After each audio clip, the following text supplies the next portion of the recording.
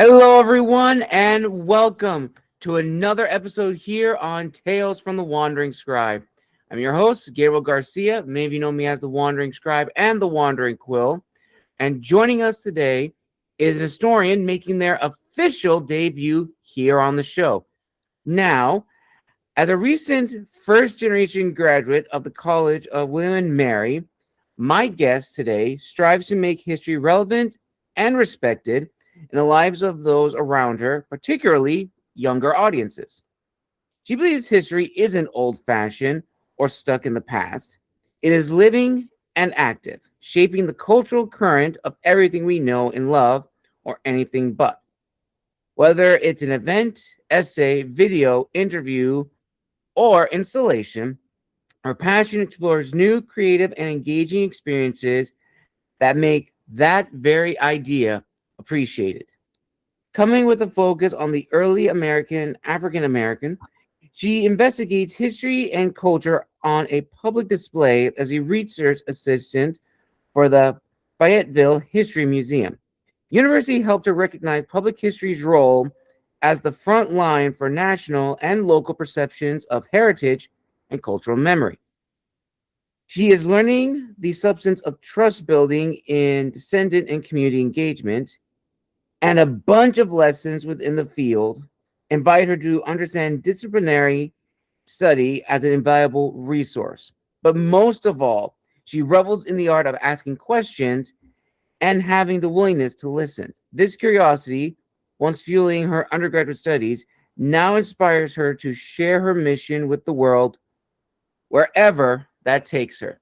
So, without further ado, ladies and gentlemen, let's give a huge round of applause to our guest today, historian Olivia Blackshire. Olivia, welcome to the show. Thank you so much for having me, Gabriel. It's a pleasure to be here. Awesome, Olivia. I am so excited to have you here. And honestly, I cannot wait to know about your journey in the field of history and just your overall passion for it. I cannot wait. Now, as a little icebreaker question, what's a random fact about you that not a lot of people may know about? Ooh, it's a good one. I am a very, very big fan of professional wrestling, like WWE, AEW, all kinds of promotions. I like to go around and see live shows. If they're indie events or like top notch, well, all of them are top notch to me, but I really get into that. Nice. Okay. I like it. I like it. So, I guess let's start with the first question of this incredible interview at the very beginning. Now, what sparked your passion for studying history, and how has being a first generation college graduate influenced your view on the field? Yeah. Well, I think at the core of it all, even though I feel like I've heard this a lot, I tend to like storytelling. The idea of expressing yourself through that type of medium has always attracted me ever since I was young, to the point where before I even wanted to be a historian, I had considered being an animator or a concept artist. And I Ooh, was, okay. yeah. And I actually wanted to go to SCAD at first. Art is my first love. And I like the type of emotions that you can tell with that kind of medium. But even looking through that, even though at the time my high school self wasn't thinking about that, even at that, its core is storytelling, getting people to relate to the characters or the concepts that they're telling through art. And although when I was in high school, I was like, there's still so much I want to discover about myself and the things that I like that I just don't want to limit it to that one thing. History was one of those options. And I felt that in college, even as I was exploring all these things, that one thing, history, was a way to explore more of myself and the things that I wanted to learn, particularly about my own history. So I stuck with that as my major, had anthropology in the background because they're very closely related, I feel. Mhm. And the rest is history. Yeah. Awesome. All right. All right.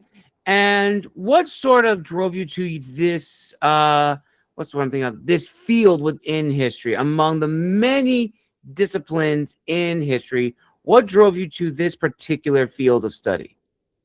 Like public history? Yes. I think it's the engagement aspect. Even though I like the research that I do, none of that is fueled without the human connection that we're getting from it. You know, the ability to tell about the past and where we're going. It's all, it's so human, if without a better way of saying it. It's like it thrives off of the connections that we have with each other, how we feel about each other. And if we want to change those things that we know, you know. So the ability to be able to tell people about the things that we learn, to get them to even change their minds about something, is very liberating and satisfying to me. That's what I would say. Yeah. Beautifully said, Olivia. Beautifully said. Now, going on to our second question, can you tell us about some of the fascinating local history projects you've been involved with at the Fayetteville Museum? And I'm probably butchering that name. I do No, you're apologize. good. Yeah, it's the Fayetteville History Museum. And though I haven't been there long yet, the one thing that I have been very closely related to is this exhibit called Anniversaries Abound, which is celebrating not only our county's role in the 250th anniversary of American independence and Mhm. local patriots and loyalists that were a part of that, but also it commemorates our museum's 20th birthday. So we have history about the founders, what it was before it was a museum. It was actually a train depot, and then like Ah, I think it was like a fire station and all those kinds of things. Goes through the history of that, um, the people who made it possible, and how visitors can be engaged within that process as well, and what they would like to see in the museum. Um, I was heavily a part of the research, especially for the American independence portion. Uh, Even display designing the displays, painting the walls, getting all the collages together. That was probably the most hands-on I had ever been to a museum project so far, and it's been really fun. that's amazing. That is absolutely amazing. And I definitely think now more than ever, museums definitely need a lot of spotlight because, as mentioned in your bio, like public history is like the front line of history and preserving history and culture. And it's not just like history and culture on a grand scale, it's also history and culture on a more local, more centralized scale, like a community. And almost, you and I are very similar. I also, for a long time, worked at a natural history museum in my hometown before moving towards the LA area, more of like San Bernardino. And we focused on the prehistoric past. So we had a museum dedicated to, the remains of the Pleistocene creatures, the Cenozoic era. And that was a very, very fascinating time because, you have seen these on documentaries, you've heard others talk about these bones, these artifacts, but being a part of it myself, it was a very different feeling. And when I was in that position, it also reminded me that I have a responsibility to, inspire the next generation, very similar to your goal as well, Olivia, which kind of leads into the next question, which is how do you bring history to life for younger audiences? And what techniques have you found to be the most effective? Because I feel now more than ever, the younger generation is becoming more actively involved in learning about history. Right. Um, well, I would bring it back to two things. One, I feel that there is a way for anybody in any type of career or age range or anything of that to be connected to history in some type of way. We just have to know how to reach them. It all goes back to relevance to me. People don't know, or let me say this in a different way. In my experience, a lot of people don't care about things unless they can connect to it. And our jobs as museums is to find that missing link between the things that they are already a part of and how it can relate to history in some type of way. So for younger people, the second thing I want to say about that is that I related back to when I was a summer camp counselor about 2 or 3 years ago. I would say that the wonder that children have whenever they're learning about something, whether it's science or history or whatever, it inspires a joy in you that you really can't get with everybody. And a lot of that included, asking them questions, having visual representations to keep them engaged, bringing in type of games or entertainment that could get them more involved than they would be just looking at words on a panel or an artifact that they can't really grasp. So I would say it really depends on the type of group that comes my way. If it's a school group, I'm going to try to engage them with things that they might be learning at the time. Right.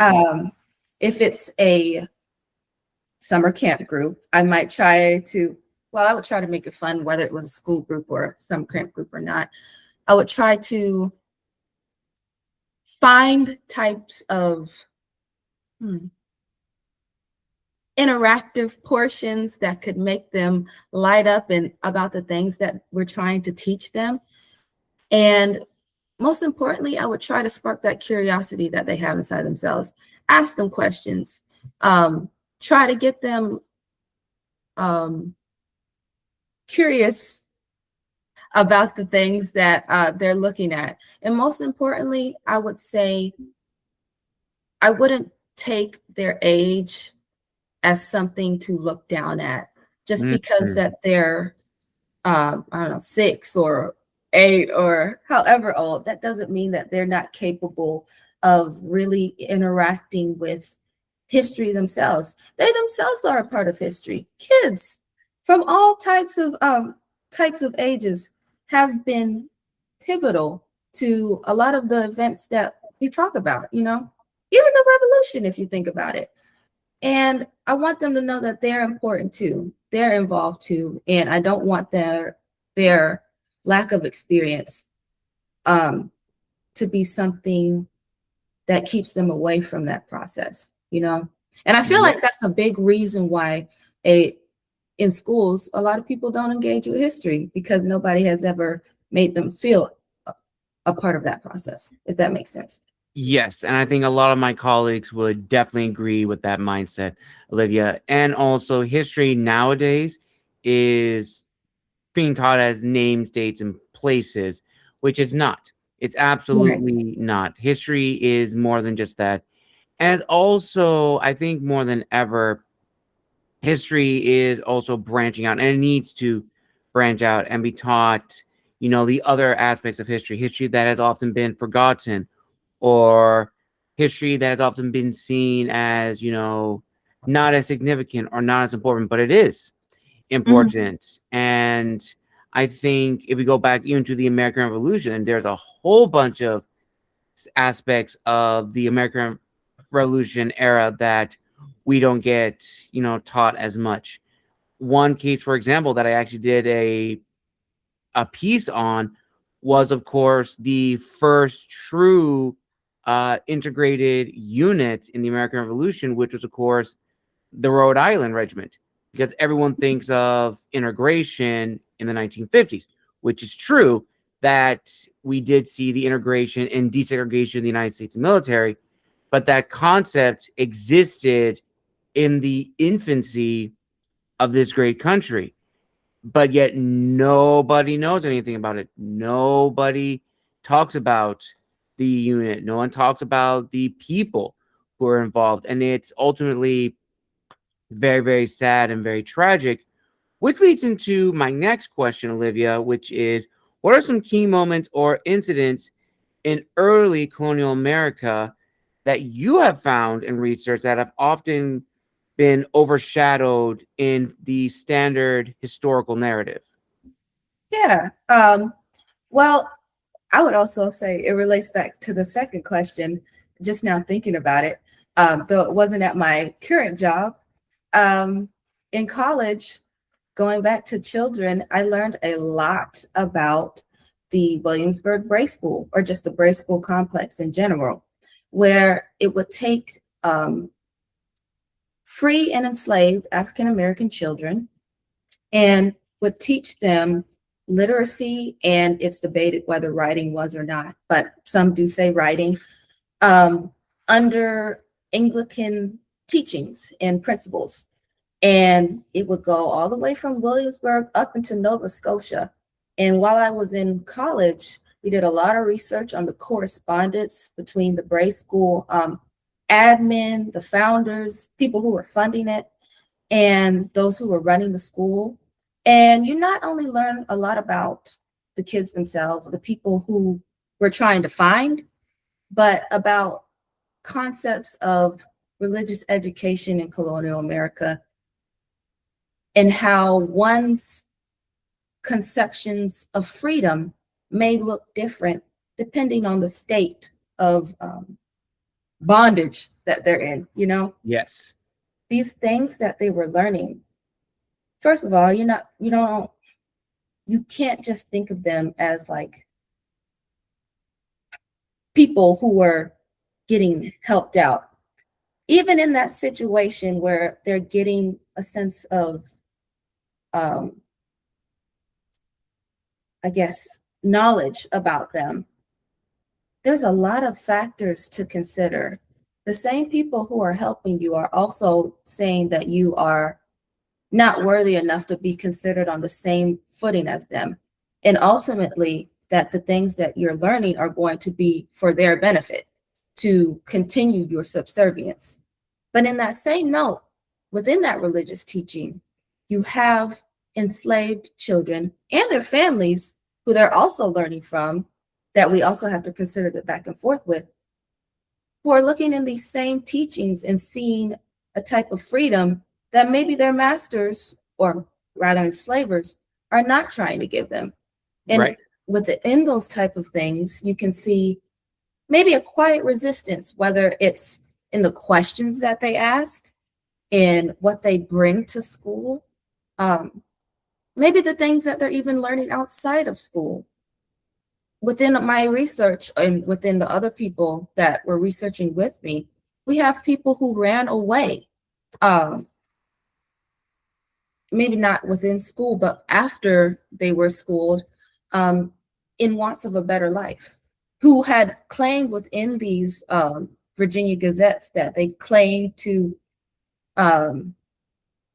be free, that they know how to get around, to go to different places and things like that, to care for themselves. So they were, not, even though they were taught in hopes that were not for themselves, they found a way to get agency through that was, in a type of way, a dangerous dignity, something that could liberate them in ways that they weren't expecting, especially when you consider the revolution that's about to come ahead. Which brings me to another thing. When I was in school, we also learned about conditions that would often lead up to the moments in history that we're familiar with, like the American Revolution. You know, we know about the tax acts, the stamp acts, all those type of things that would make people like the founders want representation, want to resist, and things like that.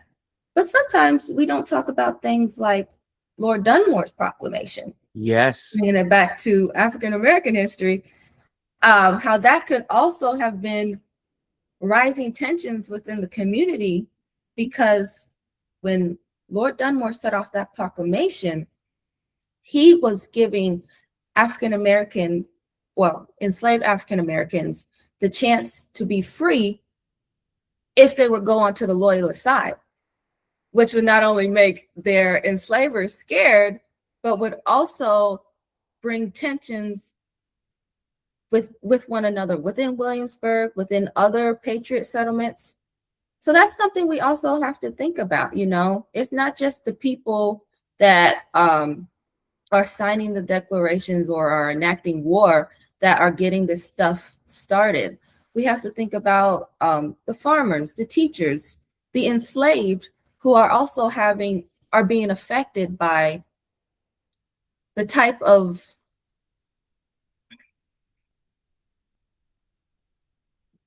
proclamations or the type of actions that are going to cause ripple effects throughout the community, whether we see it or not, or the people in charge see it or not. Well said, Olivia. And thank you actually for bringing up, Lord Dunmore. I think that's the first time anyone on the show has mentioned Lord Dunmore. And for those who don't know who this individual is, without giving too much away, he was a very prominent British figure in American history who created the famous Ethiopian Regiment, which was comprised of escaped and enslaved African Americans who fought for the British with the promise that Olivia just mentioned of being free if they fought for the British side, for the loyalist side. And there's a whole history on Lord Dunmore's regiment and what that meant for, again, as Olivia mentioned, the lead up to the American Revolution, which of course kind of goes into my next question, which I think you may have touched on, but I think it is important to expand a little bit more, Olivia. And that is, how do you incorporate African American history into your work? And why is it crucial to highlight this important aspect of history now more than ever? Yes. Well, first part of that question, I try to do it with every type of history that I'm a part of. Not just because, I don't know, I would say I'm biased. I want to learn more about myself and the people around me, which includes, African Americans, but also because I feel that people need to see themselves in the stories that they're trying to represent.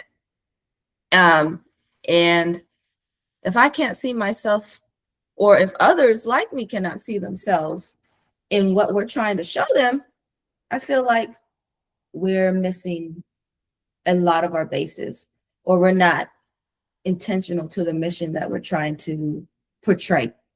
So really, it doesn't matter what it is, just yesterday or last week, Juneteenth, the day afterward, June 20th was the 158th, I might be wrong, I'd have to check that again, but it was the birthday of Charles W. Chestnut. And he is a prominent, or at least in the 19th century, a very famous author who was from Fayetteville, lived 17 years of his life here, based his writings off of his time in Fayetteville. Whenever I'm in a place doing history work, I want to try to know about the people who made its fame what it is today. And he was one of those people. So just like in the Anniversaries Abound exhibit, we also have a Black patriot named Isaac Hammond, who was a fifer in the American Revolution.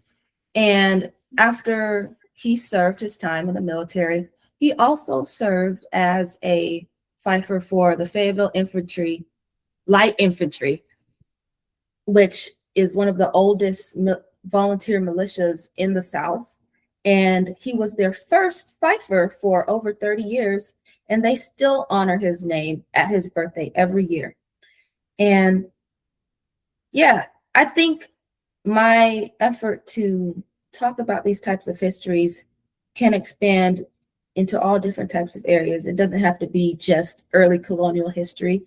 It can be the 19th century, as I said. It can be the Revolution. It can be the Roaring Twenties even. Wherever I'm at, I want to try to find somebody who can represent the times that they lived in so that other people can see a view of history that they may not have seen before. And especially in times right now, people need to have hope that the work we're doing is not wasted. And I say that because if there are stories like the ones in the past that show that we've made it this far through these brave, courageous people, we can overcome something that is daunting or seems hopeless again. But we need those type of encouragements. And if I have to find it from different sources, that's what I'm going to be here to do. Again, well said answer, Olivia. Well said. Which kind of goes into a more fun little question. Can you share a particularly memorable oral history interview that you've conducted and the unique insight it revealed about the local community's past? Yeah, so I will say I haven't been able to do an oral history yet here, but I will give you two examples. One from myself from college days, and another that I've seen here. Local history standpoint, my supervisor told me of an older lady from the Black community, and she gave me access to some of the some of the oral history interviews that we were able to do with her. Some of her collections or the things she's brought into the museum are actually on display right now in some of our exhibits. But I think she's about she's up there in age. I don't want to say her age, but just hearing the type of stories about her growing up and the people that she was around, the type of fervor or just love you could hear about the family that she had, and the changes that she's seen throughout Fayetteville from knee-high to now. It was very not only sobering to just see how much the city has changed, but I felt very honored to be allowed to hear those type of things. You know, oral histories aren't just given out of nowhere. People have to trust you in order to share that type of thing, you know. Absolutely. It's sacred information, and we should treat it as such. And to just hear that type of connection that this older woman had with the interviewer made me feel really good about the work that we were doing. And in my own experience, shout out to my old intern supervisor, Miss Tanya Meredith. I worked with her as an oral history intern for the Bray School Lab about 2 to 3 years ago. And in that experience, about around this time, actually, I got to help video a oral history about somebody who was a part of a family who was very integral to the history of Williamsburg, an African-American family. Not only did he work as a historic interpreter for colonial Williamsburg, but his siblings and his mom worked in that community for decades, you know, and to hear the pride that he had about the work that his mom continues to do and how she shaped the type of passion that he has in his work, even though it's not the same type of career field now, shows how significant passing those type of stories are to the next generation, at least in my opinion, because it shows how far, like from the 1980s onwards, how far of an impact his family has made within Williamsburg, the impact that they're still having now, and the legacy that comes with that. You know, it's not nothing to sniff at, you know. And I was honored to be in the room where it happens, to take a story like that and to deliver it to the public, in terms of the impact of his work, what it means to the Bray School, and how it will continue on the mission that they're trying to do, was very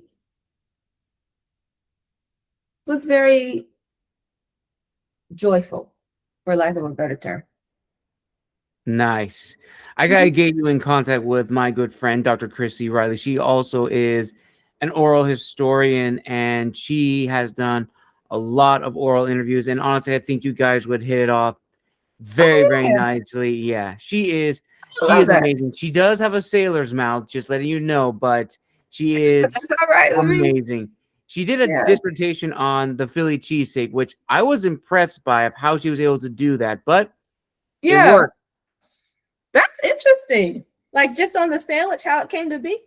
How the sandwich, what it means to American middle class, blue collar work, the regional variations, and just everything. Yeah, she's also a food historian. So if you ever need someone to help conduct research on food and culture, she's your person. Yeah, wow.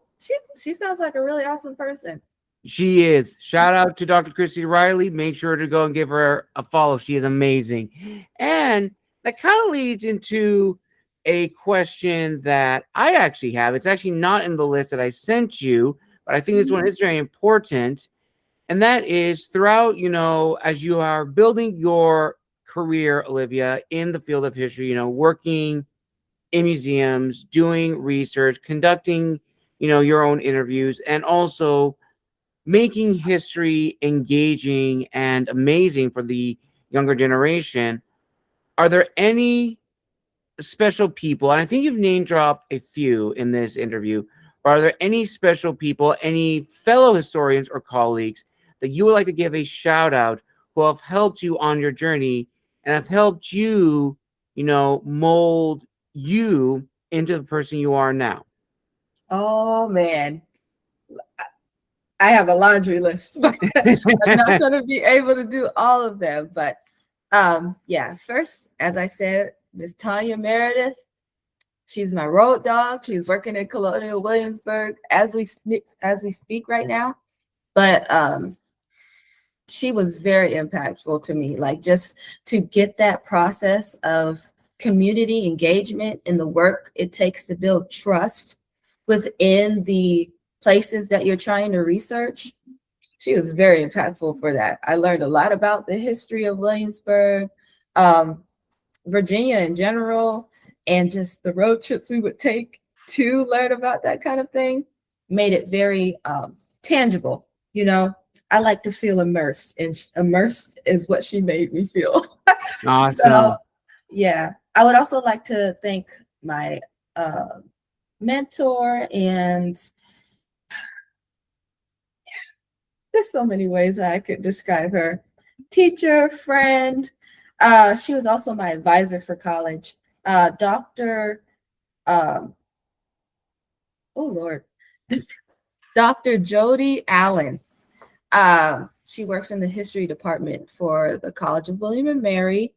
And I feel like that was probably the first solid connection I made at school. And she was also the first class that I took about African American history while in William and Mary. And just, she helped me learn a lot about myself, the people that came up before me, learning how to deal with life and school at the same time. She's just an all-around great person, and I'm forever grateful for her. Dr. Petty as well, who also works in the history department, works with labor history. I learned a lot about how to get interviews in different research pools within her historian's craft class, and even people outside of the history department. The first person that really affected me was this instructor by the name of Dr. Blue. I think he's up in California at this point, but it was about a class called Death and Dying in African American History. Blew me away, just changed my mindset about Um, First, about like just how my worth is not tied to the work I make, or how fast I can do something. Life lessons like that, but also it got me engaged with parts of my culture again that I, for various reasons, had felt that I had to push down. Um, and it kind of revived me, not only through my love of music, my love of art, but through his class. It just reinvigorated me. Um, who else? Dr. Goldwater, Professor Goldwater in the philosophy department. That man is funny. And he had me thinking a lot about life in ways that are really hitting hard right now. For the better, I would say. He's a really cool guy. Dr. Simon Stowe in the political science department, Dr. Fisher in the anthropology department. Oh my gosh, there was somebody else. I'm feeling bad. All my correspondence within the Braid School lab. Nicole Brown, she's working at Monticello right now. She is awesome. She is a sweetheart. Elizabeth Drembis. Oh my gosh. I know I'm blanking out on too many names. But charge it to my head and not my heart. And the last one for now, because the list is getting kind of long. Dr. Emily Sneff. She was my first ever history class at the College of William and Mary. And today she is working as, well, she's a public speaker anyway, but like her whole specialty is about the Declaration of Independence, with how it came to be, how it got popularized, all that kind of thing. And she's taking it on the road now, especially for the 250th. I really thank her for helping me with my historical writing and learning how to put an essay together and making a point. Well, let me rephrase that. Finding the why behind why you're writing something. She really helped me in all those types of things, especially within early American newspapers, and I thank her greatly for that. So, yeah, a lot of people. Yeah. That's amazing, Olivia. Absolutely amazing. And as we wrap up this incredible historian interview here on the show, there is one final question I wish to ask you, and that is this. What advice would you share with young people eager to carve out a career in history or even public history? Ooh. Well, I would say first thing is, even though it's rough right now, within reason, don't be afraid to explore all that you want out of life. Even if down the road that may not include history as you see it. Always find a way to make the things you're doing relevant to not only the people around you, but to you. Make sure it matters to you too, because if it doesn't, it's going to get tiring very, very soon. Mm-hmm. And that despite everything, your work matters, but it does not define you. You are more than your job. And no matter if you're in public history or not, the type of stories that you're trying to tell matter. And get those out in any way you can. Be ambitious.